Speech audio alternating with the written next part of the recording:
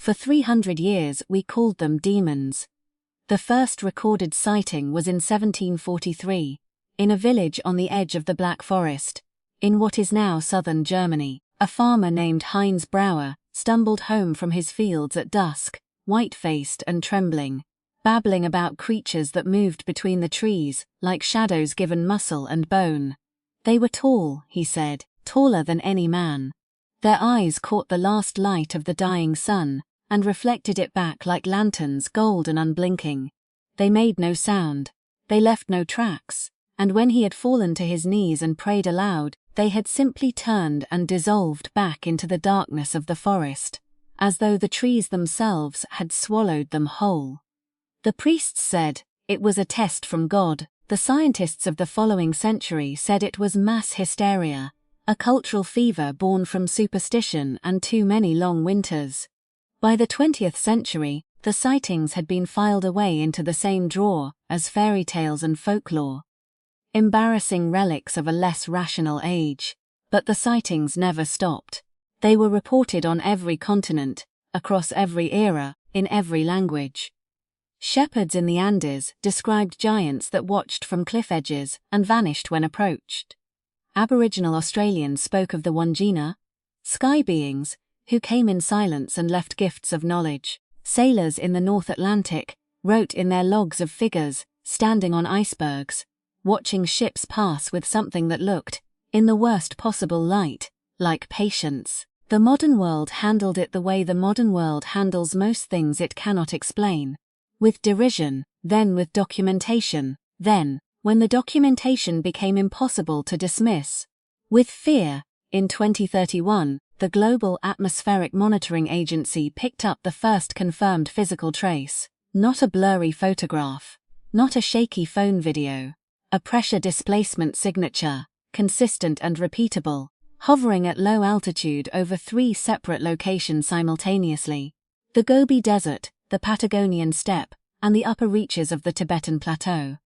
Locations chosen, a later analysis would suggest, for their emptiness, their quiet, their distance from human noise. Dr. Yael Ostrovsky, an atmospheric physicist working out of the Tel Aviv campus of the Global Science Collective, was the first to publish a peer-reviewed paper suggesting the signatures belonged to living entities. She lost her funding within 6 months. She regained it 18 months after that, when 2 of her colleagues independently confirmed her findings using different instruments on different continents. By 2038, the world knew. Not suspected. Knew. There were beings on Earth that were not human, had never been human, had been here, in all likelihood, far longer than we had. The question that consumed the next 7 years was not, who are they, or even what do they want? The question, shouted across parliaments and broadcast towers and kitchen tables from Mumbai to Manitoba, was far simpler and far older. Are they dangerous? The United Nations Security Council convened a special session in January 2039 that lasted 11 consecutive days. The recordings were declassified a decade later, and make for remarkable listening. Not because of the quality of the arguments made, but because of the terror that lives underneath every measured diplomatic phrase. Ministers and generals and scientists all speaking with careful, practiced calm, while their hands, just out of frame, gripped the edges of tables so hard, their knuckles went white. The entities, a name still hadn't been agreed upon. Various factions lobbied for primordials, Terrans, ancients, and, in one memorable and deeply uncomfortable American press release, Earthborn, had made no hostile moves. In 7 years of confirmed awareness, they had not destroyed a single structure, harmed a single person, or interfered with any human system or technology. Their behavior, to every analyst who studied it, looked like observation. They watched. They listened. They left. This was, paradoxically, the thing that frightened people most. A threat that announces itself is a threat you can prepare for, said General Maria Ferreira of the Brazilian Defense Force, in a speech that was leaked and went globally viral within hours. What we are facing is something that has been present alongside us for centuries, possibly millennia, without ever once needing to reveal itself. That kind of patience does not belong to a creature that fears us. That kind of patience belongs to something that is waiting. Waiting for what?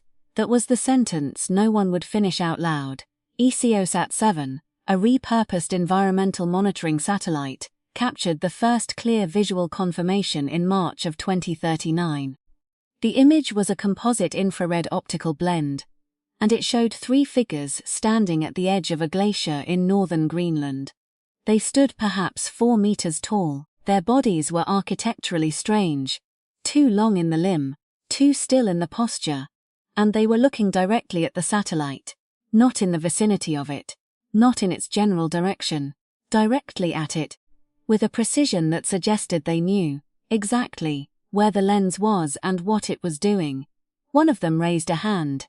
The debate about whether that gesture was a greeting, a warning, or something that had no human equivalent consumed academic departments for years.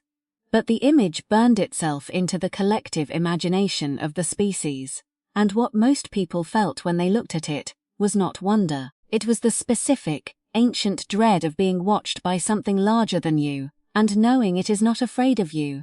Governments militarized in stages. Not overtly. There were treaties, carefully worded, about not provoking an unknown entity whose capabilities were entirely uncharted. But the militarization happened nonetheless. Deep bunker construction accelerated in 17 countries.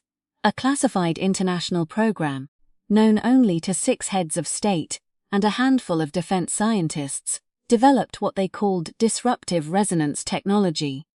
A weapon designed not to destroy the entities, which seemed physically implausible, but to disrupt their apparent ability to dematerialize, to disappear into landscape the way water disappears into sand. The weapon was never tested. Events overtook it. On September 3, 2045, humanity received a signal from deep space. It was not subtle. It was not the kind of faint mathematical radio pulse that SETI researchers had spent decades hoping to find in the cosmic background noise. It was a direct, broadband transmission on every frequency simultaneously, lasting 47 seconds, originating from a point in the constellation Cygnus, approximately 1/200 light-years distant. The content, once decoded, a process that took 11 days, and the combined computational power of the 3 largest supercomputing arrays on Earth, was unambiguous.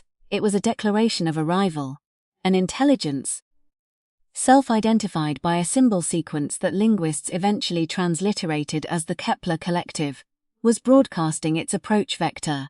It had been traveling for generations. It was now close enough to signal. It would reach the solar system in, by its own calculation, 11 years.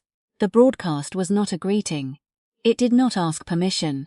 It announced, 3 days after the signal was confirmed, the entities on Earth moved for the first time with obvious, coordinated purpose.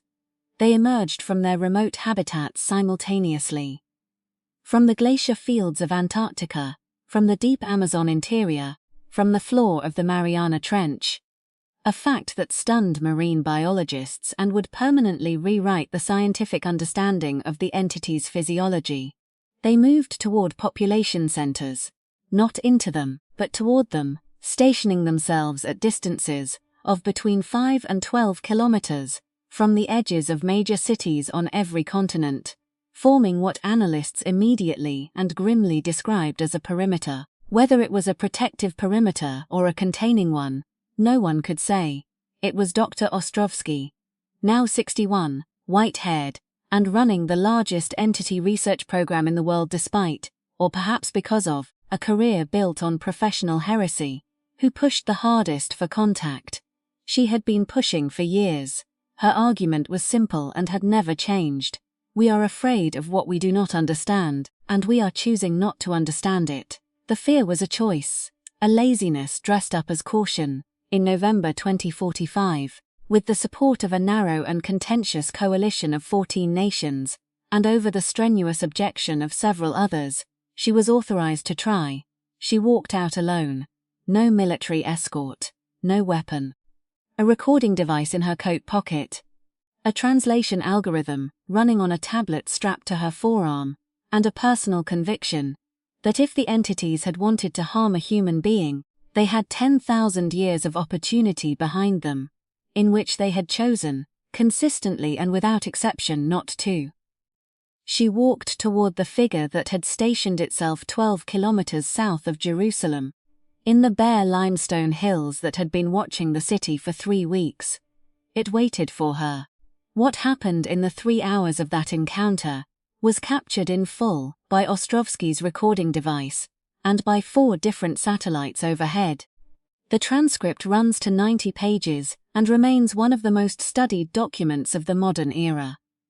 But the essence of it, stripped of the linguistic analysis and the academic apparatus, is this: the entities were not demons, they were not gods, they were guardians. They had been here since before the first humans stood upright on the African savanna. They had watched our entire history, our fires, our cities, our wars, our music, our grief. They had intervened quietly and only when necessary, in ways that would require decades of historical re-examination. A drought that ended just in time. A plague that burned less fiercely than it should have. A war that collapsed at a moment when its continuation might have been permanently catastrophic. Small hands on the tiller, applied with extraordinary patience and restraint, by beings whose relationship with time was so different from ours, that what felt to them like a brief period of monitoring had encompassed the entirety of recorded human civilization. They had never revealed themselves because the contact event itself carried risk, not physical risk, psychological risk. They had seen, elsewhere, what happened to young species when they discovered too early that they were not alone, and not the largest thing in the room. Some closed inward, some became paralyzed, some chose, in their panic, to destroy before they could be destroyed. They had been waiting, they told Ostrovsky. Not in words, not in any single language, but in a combination of electromagnetic signal and infrasonic resonance that the translation algorithm caught the shape of, if not always the precise content, for humanity to reach a specific threshold. Not a technological threshold, a philosophical one. The capacity to face the unknown without defaulting to violence. They were not entirely sure humanity had reached it yet. The classified weapons program suggested it had not. But the Kepler Collective did not care about thresholds. The Kepler Collective was coming regardless. And the entities who had watched over this small, loud, complicated species for so long were not willing to let what came next happen without at least having tried. What came next, they explained, was a choice, not a battle, not a negotiation, a choice that humanity would have to make. About what it was as and what it wanted to be. But humanity could not make that choice if it did not survive the next 11 years.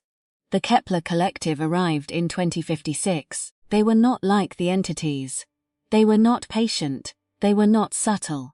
Their ships, if ships was even the right word for structures, that moved through space by folding it rather than crossing it, entered the solar system at a velocity that generated a detectable gravitational wake 3 months before they were visually confirmed.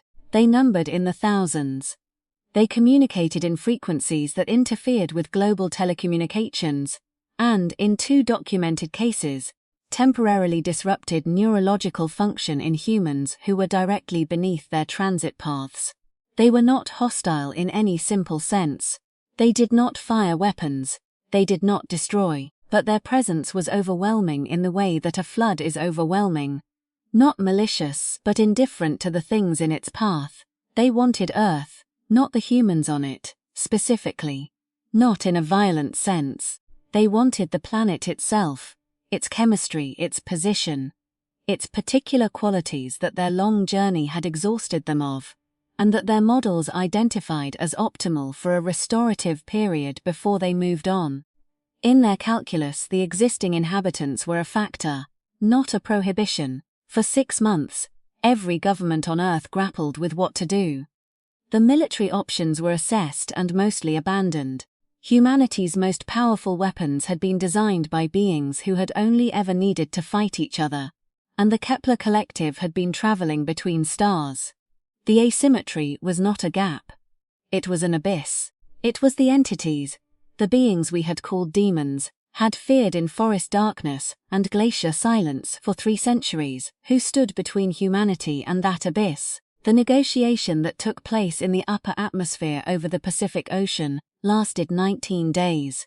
It was not witnessed by humans. Its mechanisms are not fully understood even now.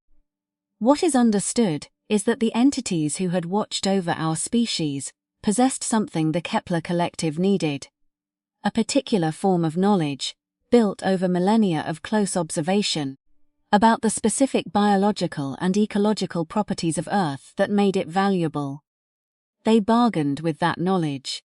They offered to share it freely, to give the Kepler Collective everything they had learned, in exchange for a commitment of non-interference with the planet's existing inhabitants. They gave away the secrets of their long watching, the intimate knowledge they had spent uncountable years accumulating. They gave it in trade for us. The Kepler Collective accepted. They circled the outer planets for 14 months, taking what information they needed without approaching Earth, and then they folded space and departed. The entities returned to their mountain ranges and ocean floors. They did not announce what they had done. They did not ask for gratitude or acknowledgement. They simply resumed the long, patient watching that was, apparently, the core expression of who and what they were. It was Dr. Ostrovsky who named them, in the end. Not officially, no government ever agreed on a formal designation, but the name she gave them in her memoir became the one that stuck. She called them the Wardens. Her memoir's final chapter, which has been translated into every major language, and is now required reading in schools across 47 countries, ends with a paragraph that has been quoted so many times. It risks becoming meaningless through repetition, but which retains its weight when you encounter it for the first time. We spent 3 centuries terrified of what watched us from the shadows, never asking why something so much older and so much larger than us had never in all that time raised a hand against us. The answer was not comforting in the way we wanted it to be. It did not make us special. It did not make us chosen. It made us something more difficult to be. It made us a responsibility. They watched over us the way a careful gardener watches over something fragile and not yet fully grown, not with ownership, not with indifference, but with a patient, long-practiced form of love that has no interest in being recognized. We called them demons, because we had no better word for something that was so much bigger than our fear. Now we have a better word. Now we know what it cost them to earn it. The Wardens are still out there, in the high places and the deep place, watching. We no longer look away.